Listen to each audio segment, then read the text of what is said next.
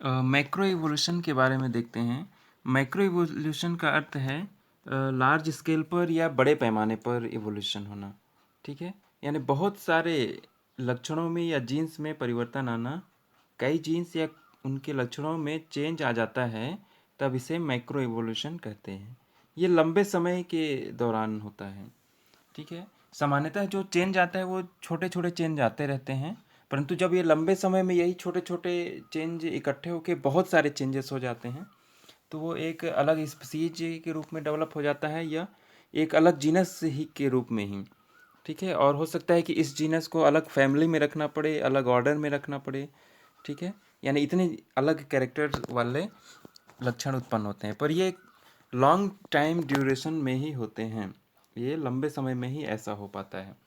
ठीक है, तो बहुत सारे जीन्स की फ्रिक्वेंसी में बदलाव आता है इसमें।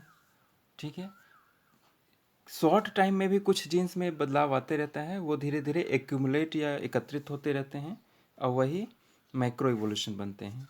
जो छोटे छोटे चेंजेस आते हैं उनको हम माइक्रो इवोल्यूशन कहते हैं।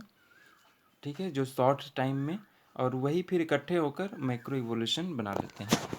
ठीक, तो इसको फॉसिल्स के अध्ययन से हमको इसका एविडेंस मिलता है। ठीक, आगे देखते हैं। तो फॉसिल्स के रूप में ही हमको पता चलता है माइक्रो इवोल्यूशन का, जब स्टडी हम करते हैं कि कब किस स्पीसीज का इवोल्यूशन हुआ है, तो उसके जो जीवाश्म मिलेंगे उसी के आधार पे हमको पता चलेगा। जीवाश्म यानी फॉसिल्स के आधार पे। ठीक, तो कई माइक्रो इवोल्यूशन के लंबे समय में एक साथ आ जाने पर ज़्यादा विभिन्नता आ जाती है।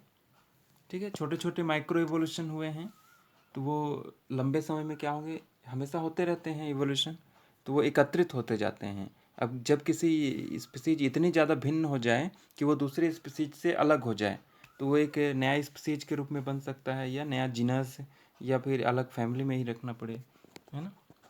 तो ये वही बात है, मोर वेरिएशन यानी ज़्यादा विभिन्नता आ जाने के कारण ही अलग स्पीसीज या जीनस के रूप में डेवलप हो पाते हैं। ठीक है, आगे देखते हैं। ज़्यादा विभिन्नता के कारण एक अलग जीनस या फैमिली या ऑर्डर का निर्माण हो जाता है। ठीक है, इतने ज़्यादा विभिन्नता आ गई, नए लक्षण आ गए कि उनको फिर एक अलग ऑर्डर ही बनाना पड़ता है या अलग फैमिली ही बनानी पड़ती है। ठीक है, जिसमें के अंदर फिर उस जीनस या स्पीसीज को रखेंगे। ठीक, तो ये कहलाता है माइक्रो इवोल्यूशन। एग्जाम्पल में जैसे फर्न से सीड फर्न्स का उद्विकास हुआ। सीड फर्न हम जानते हैं ये जिम्नोस्पर्म में आते हैं, साइकेडोफिलिकेलिस। ठीक है, और इन सीड फर्न से जिम्नोस्पर्म का विकास माना जाता है। ठीक, उसी तरीके से जिम्नोस्पर्म से एंजियोस्पर्म का इवोल्यूशन हुआ है। तो एंजियोस्पर्म का जो पौधे बने होंगे शुरू में, वो बिल्कुल डिफरेंट थे जिम्नोस्पर्म से, बिल्कुल मतलब काफ़ी डिफरेंट थे, जिसके कारण उनको एक अलग ग्रुप में आज हम स्टडी करते हैं।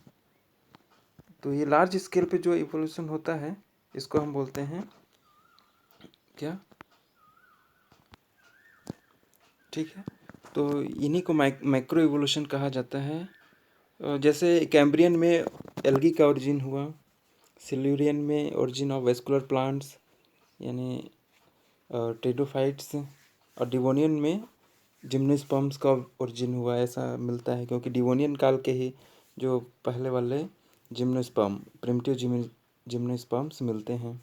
क्रिटेशियस काल में या क्रिटेशियस पीरियड में एंजियोस्पर्म का ओरिजिन माना जाता है कि वो ओरिजिनेट हुए हैं क्रिटेशियस काल में। ठीक है, उसके बाद फिर ये रिसेंट ईरा में ये आज डोमिनेंट के रूप में पाए जाते हैं, डोमिनेंट प्लांट है। ठीक, तो इसके बारे में इतना ही देखते हैं। एक और पेज में, अच्छा ये माइक्रो इवोल्यूशन के बारे में एक यूनिट था, तो ये कुछ है, इसको देख लेंगे। तो माइक्रो इवोल्यूशन का एक बेसिक आइडिया इसमें मिला होगा, उम्मीद है।